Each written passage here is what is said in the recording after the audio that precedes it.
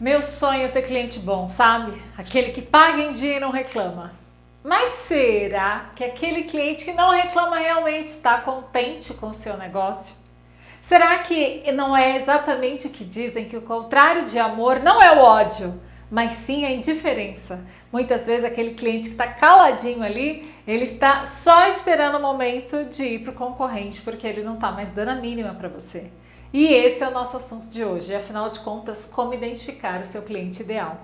Muitas vezes a gente acha que o cliente ideal vai ser aquele que vai vir com um saco de dinheiro do tio Patinhas e que isso vai ser a nossa realização. Mas o cliente ideal, ele não está relacionado só se ele paga, o quanto que ele paga, ou se ele compra um produto caro ou não. Mas sim o custo para a gente adquirir esse cliente, se é fácil, se é difícil, se está dentro daquilo que a gente imagina, o quanto tempo ele permanece com a gente, o quanto que ele usa, o quanto que ele indica e o melhor de tudo é se ele ainda compra outros produtos, outras coisas que a gente venha a criar. Então esse é o cliente ideal que a gente tem que ter em mente e não simplesmente aquele que fica de boca calada e que paga pra gente. Aí, para você identificar quem é esse cliente, a gente pode pensar, será que é só fazer uma pesquisa online e eu já começo a descobrir quem é o meu cliente? Ou eu crio uma persona, eu vou lá, imagino, opa, eu acho que é isso, eu acho que é aquilo, tem que ser assim, tem que ser assado. Será que esses são os critérios para a gente conseguir chegar nesse cliente ideal? A resposta é que não. A gente tem que pensar, é como se fosse para encontrar um amigo. Você imagina que daria para você colocar um formulário online, alguém preencher e você já falar, opa, esse vai ser meu super amigo, vai ser amigo agora para a vida, coração de irmão. Não, não funciona assim. Então, do mesmo jeito, seu cliente não precisa ser seu melhor amigo, mas é só para ficar claro de que para você conhecer o seu cliente, não é apenas uma pesquisa online que vai fazer com que você identifique necessidades não atendidas, porque é isso que faz com que o seu cliente queira se tornar cada vez mais próximo de você, que você encante ele de um jeito que ninguém fez até agora. Na verdade, todo mundo gosta ou busca fazer alguma coisa por algum sentido, para resolver alguma coisa, para melhorar alguma coisa. Então você sempre tem que ter em mente que sua solução não é uma coisa que uma vez você fez e você pode ficar tranquilo para o resto da vida. Ah, eu já adquiri o perfil de clientes B2B e tal. Ah, eu já adquiri, pequenos negócios, eu já adquiri contadores, eu já adquiri mães. Não funciona assim. Todo mundo, voltando ao que eu disse, tem um desejo, uma vontade, está ali para resolver alguma coisa. Para qualquer coisa que a gente vai fazer. Então isso são percepções elas não são fixas para o resto da vida. A gente tem que pensar que você sempre tem que buscar criar algo que seja mais econômico, mais confortável, mais fácil acesso, mais alguma coisa para o seu cliente pensar, opa, é esse daqui que tem que ser minha primeira opção ou uma das melhores opções que seu cliente venha a ter. E aí, quando a gente pensa nisso, dá a impressão de que a gente tem que tentar aniquilar e mandar para o espaço todos os concorrentes. Mas também não funciona assim.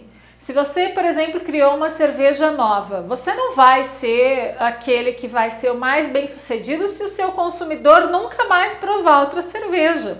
Não tem problema nenhum, você pode conviver com as outras experiências que o seu cliente venha a ter. Do mesmo jeito, se for um serviço, se você tiver criado uma fintech, não necessariamente o seu cliente nunca vai usar outras coisas, outras fintechs aí que já estejam em andamento, podem até ser concorrentes seus. Mas você vai poder administrar essa situação. Se for algo que você veja, olha, eu consigo integrar, eu sou melhor nisso, aquele concorrente é melhor naquilo, você convive bem com todos os concorrentes, que também é uma coisa boa, ou então você vai investigar essa situação e vai tentar descobrir com muito cuidado onde você vai conseguir realmente encantar esse cliente de um jeito único, para que ele veja que você é a primeira opção para resolver essa situação que ele tem, essa vontade dele de ter algo mais rápido, mais econômico, mais acessível, mais confortável, mais alguma coisa que eu te falei. E aí você pode pensar, tá bom, não posso fazer só um questionáriozinho online, porque eu não vou conseguir descobrir a fundo esse meu cliente. E outra coisa que é importante de lembrar, quando a gente faz qualquer tipo de pesquisa, pesquisa online, que a gente tem os dados ali, já fica analisando, a gente vai conseguir analisar correlações. Então você vai perceber que seu cliente compra mais um horário do que em outro, que ele permanece tanto tempo usando sua solução, que demora tanto tempo para fechar a venda, mas você não consegue responder só olhando os dados o porquê esse cliente consome de você. Sem saber o porquê o cliente escolheu você e não a outra solução, o A, a B, a C, a Z, a D, você não vai conseguir entender onde você gera valor para o seu cliente. Todo cliente ideal você vai conseguir ver assim, ele é o meu cliente ideal porque eu consigo satisfazer as necessidades dele e ele me devolve uma série de coisas em troca disso, não apenas o pagamento. Ele tá sempre ali te dando feedbacks de como melhorar, tá ali no suporte, fazendo crítica sim, porque isso é positivo.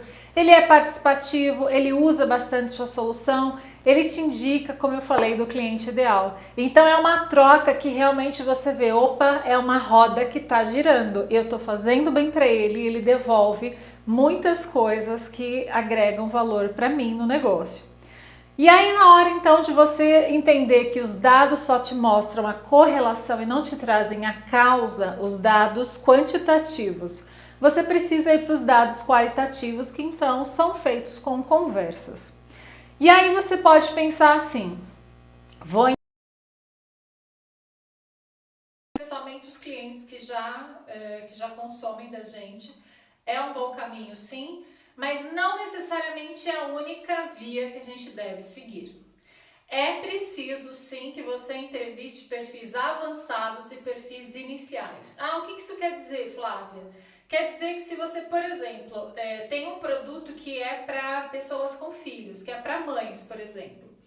Você pode entrevistar mães, ok, mas você pode entrevistar grávidas, que são perfis ainda não tão avançados, digamos, estão em processos, e perfis mais iniciais, que são mulheres que pretendem engravidar.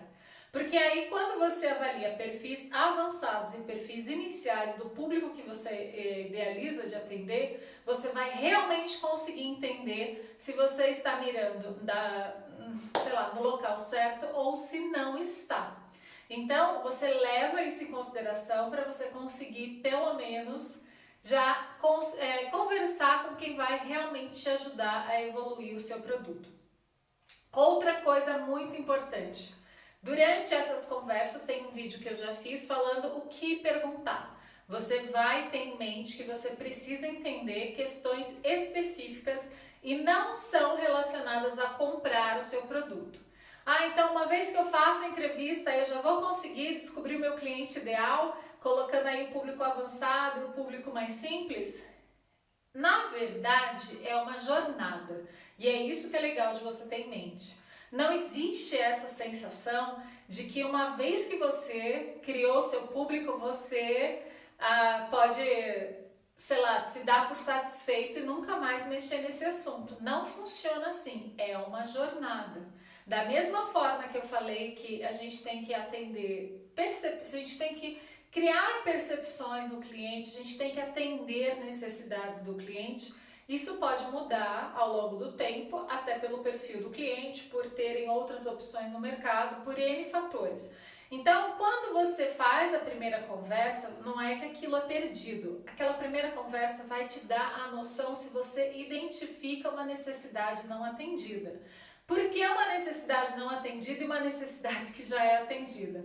Porque onde ele já tem solução, onde ele já está satisfeito, você não vai ser um diferencial para ele. Então você vai buscar aí onde ele ainda não está totalmente feliz, totalmente encantado com alguma coisa que ele faz. É ali que você vai buscar se posicionar. E quando você faz essa conversa, você entende essa necessidade não atendida, você vai cavucar para achar isso.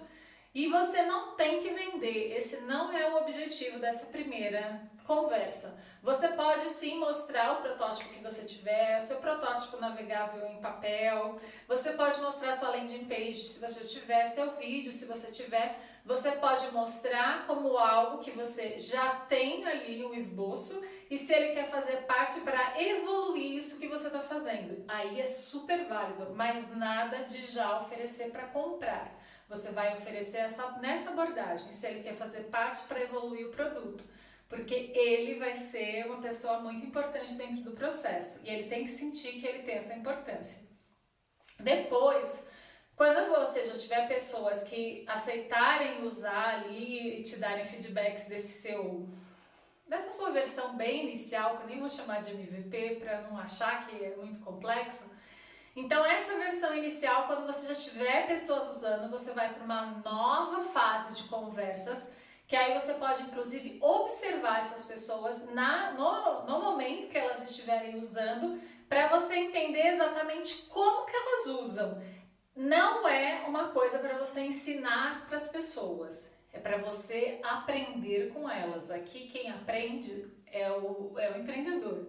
A gente não é, digamos, o professor do negócio, o professor acaba sendo o cliente de todo o negócio, o professor é o cliente. Então a gente tem que aprender, ouvir, observar e melhorar este produto. Aí o objetivo dessa conversa é muito, dessa observação, dessa conversa, é de melhorar o produto, de você entender, olha, essa funcionalidade aqui ninguém entende para que ela é, eles perguntam muito, tem dúvida, ninguém clica nisso, eu achei que a sequência de navegação seria essa e é outra. Então você vai observar e vai validar coisas diferentes que já estão relacionadas com o seu produto. Conforme você for avançando, como eu falei que é uma jornada, você vai manter essas conversas e você também, depois que o produto já estiver maduro, já estiver com vários clientes, você também tem que manter esse mesmo processo para você colocar funcionalidades novas, para você colocar novos produtos no mercado. Não necessariamente vai ser com esse mesmo público. Você pode crescer para outros segmentos, ter outros públicos além desse inicial que você tenha escolhido para começar. Então, quando você acha que você já vende para um determinado público e você acha que pode ficar ali, ó, ai, tô tranquilo, nossa, não tenho que me preocupar com isso, você está totalmente errado. A preocupação de você atender o seu cliente ideal, ela é constante em todo o ciclo da startup, não é uma coisa de algo inicial, e você sempre vai ter que manter essa proximidade com o cliente para você entender o quanto que essas necessidades ali estão sendo satisfeitas ou não. E aí um último recado, que não é menos importante. Quando a gente faz todo este processo, a ideia que a gente tem que ter em mente é sempre nichar. Quanto mais nichado, melhor. Por que isso? Porque se você tem algo que você está começando agora, você também não tem nem capacidade de você atender as 1000 pessoas e já bombar logo na primeira semana, no primeiro dia. Então, para que você consiga ter essas etapas de aprendizado, de proximidade, de entender onde você realmente vai conseguir resolver algo a fundo, você tem que escolher algo que ainda seja uma necessidade não atendida e que você possa ir administrando esse passo a passo. Então, existe essa dúvida de que eu quero escalar, eu tenho que atingir o maior público possível. Isso ok, mas não quando você está no início. Nada impede de você começar, por exemplo, como eu falei das mães, você pode começar com, sei lá, grávidas de determinado mês de gestação, ou mães até 1 ano, e aí você vai dosando até que de repente você vê assim, agora eu atendo pessoas que estão interessadas em ter filhos, eu atendo pessoas com filhos até 5 anos, enfim, você vai aumentando esse seu público sem problema nenhum, sempre dando um passo de cada vez. Então, quando você ouvir quanto mais nichado melhor, agora você vai entender que não é dado demográfico, que não é a renda, que não é a aparência da pessoa, não é o sexo, não é algo quantitativo, não é um número, não é um sim ou não que vai determinar se você está bem nichado ou não. O quanto você está nichado é sempre pela necessidade que realmente você resolve para o cliente, o quanto isso é relevante para ele e, lógico, o quanto que ele está feliz. Me fala se isso te ajudou, se você quer saber mais sobre esse assunto, que eu estou aqui morrendo de alegria para contar muito mais coisas sobre isso. Muito, muito obrigada. Beijo. Tchau.